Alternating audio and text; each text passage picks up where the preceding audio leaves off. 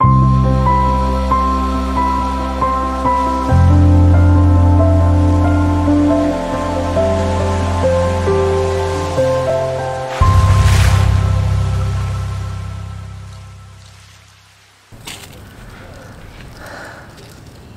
here we have a garden rose, or China rose, some people call it.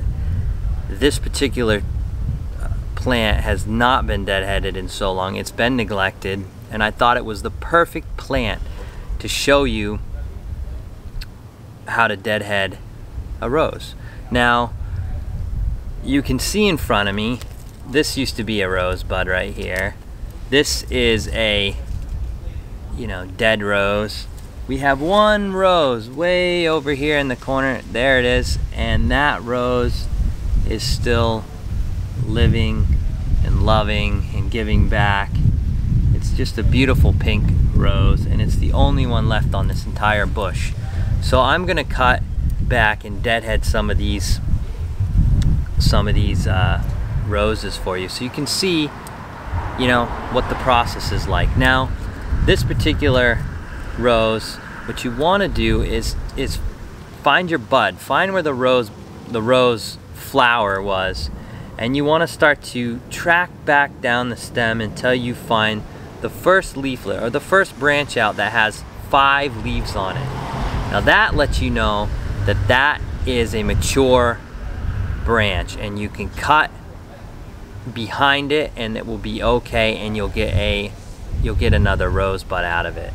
If you cut a branch that has 3 leaves on it or less, that is not a mature branch, and what's going to happen is you're going to cut it and you're going to end up with a dead woody piece of stem sticking up that you can see that's all over this plant. Now, not only do you have to remember to cut 5 or greater to cut a 5 or greater branch, but you also have to remember that every time you cut, just like a bonsai tree, every time you cut that branch off, that rose is going to grow, and that branch is going to grow in that direction. So what you want to do is try to stay away from branches that are facing inwards to the rose, because you're just going to end up with everything growing in. You want to cut branches that are facing out, and that will stimulate the plant to grow outwards, and you'll have a large beautiful rose before you know it.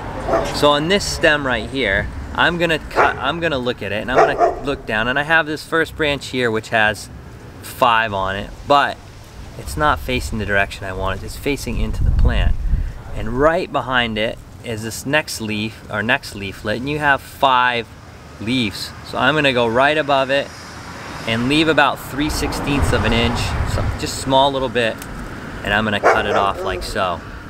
Now that is gonna stimulate another rosebud to grow right there on that very end, and this is just garbage, so, or compost, I don't know, whatever you want to do with it.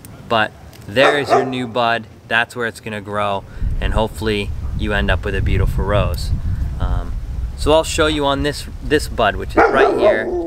So you can see we have where the flower was, and our first couple of leaflets coming off. We got a 3-leafer and a 3-leafer, and then right below that I have the first 5-leafer, and it is growing out in the direction of the point of the scissors. So you see it facing, it's growing that way, which is perfect. It's exactly what I want. So I'm gonna cut 3/16 of an inch above that, and pow, that is now compost, and you will get a rose bud growing directly off of that shoot now.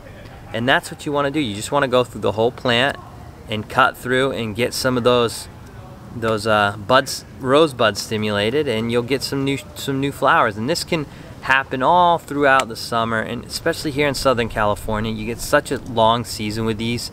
You can just almost continually keep them flowering if you really take care of them and treat them like a bonsai. Spend time with them, talk to them, mist them, whatever you want to do.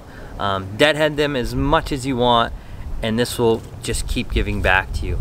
So I'm gonna take you inside. I'm gonna show you another type of rose called a floribunda, and how we work on that, which is a smaller, more bonsai sized rose bush.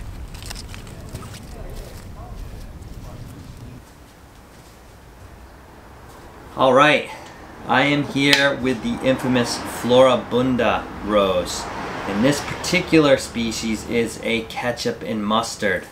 You can see by the beautiful fuchsia colored petals and the yellow inner part of this flower. It's just gorgeous.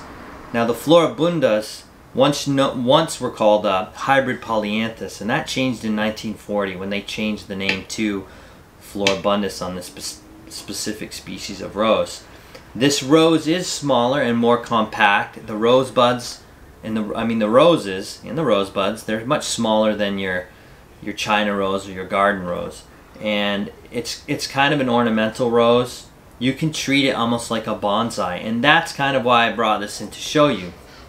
Now I have deadheaded pretty much all of this rose, so there isn't too many rose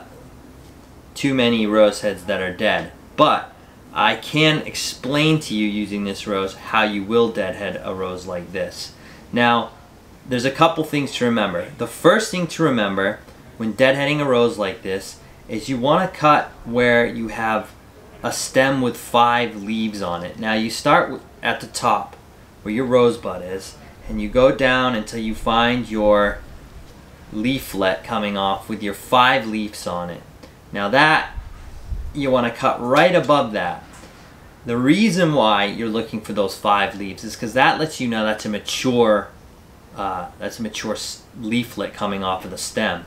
And if you cut a leaflet that has 3 or less leaves on it, you're going to end up with a dead stump after you cut it. It's not going to produce another flower. It's just going to die because it's not mature. So remember, 5 leaves, okay to cut. 3 leaves or less, you know, that you want to stay away from. You just want to leave that and go somewhere else to cut.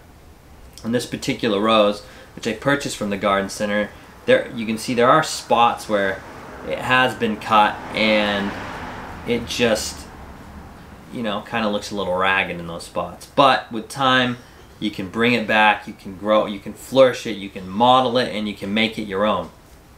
Now, the other important thing to remember, just like a bonsai tree, is if you cut a leaflet that's facing inwards towards the tree, that's going to produce a shoot and a flower going in that same direction. So in order to get your rose to branch out and spread, you want to deadhead the flowers that are facing outwards from the plant, and this will produce your next flower outwards and start to expand your rose bush. Remember those couple things, have fun with it, spend time with your plant, treat it like a bonsai, and you'll end up with something just, you know, extremely beautiful, and something you'll enjoy for years and years and years to come, and maybe even pass down to your children. That's how long these things last. So hopefully you're inspired by this, you get out your shears, and you go out and you deadhead your roses this weekend. Stay inspired.